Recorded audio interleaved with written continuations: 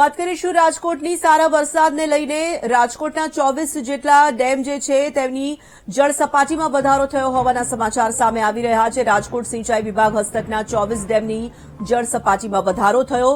રાજકોટની જીવાદોરી સમાન ભાદર ડેમની જળ સપાટીમાં 1.25 ફૂટનો વધારો નોંધાયો છે, જ્યારે ન્યારી 2 ડેમમાં 0.33 ફૂટ, ફોફર ડેમમાં પણ વધારો નોંધાઈ રહ્યો છે। તો સિંચાઈ વિભાગ હસ્તકના આ તમામ ડેમ છે અને આ ડેમમાં જળ સપાટી વધી રહી છે। તો રાજકોટ સિંચાઈ વિભાગ હસ્તકના 24 ડેમની જળ સપાટીમાં વધારો નોંધાઈ રહ્યો છે।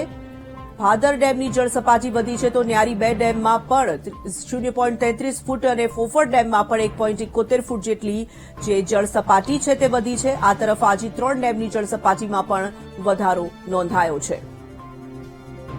સંવાદદાતા શનિ મૈયર છે ફોનલાઈન પર। શનિ, જે રીતે આ સમાચાર મળી રહ્યા છે 24 જેટલા ડેમ છે તેની જળ સપાટીમાં વધારો થયો છે।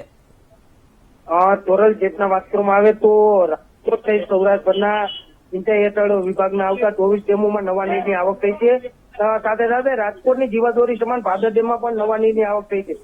ભાદરમાં 1.25 ફૂટ આવક થઈ, ડેમમાં 0.33 ફૂટની, ફોફર ડેમમાં 1.73 અને આજી તળમાં 1.44 ફૂટની આવક છે તે નોંધાઈ।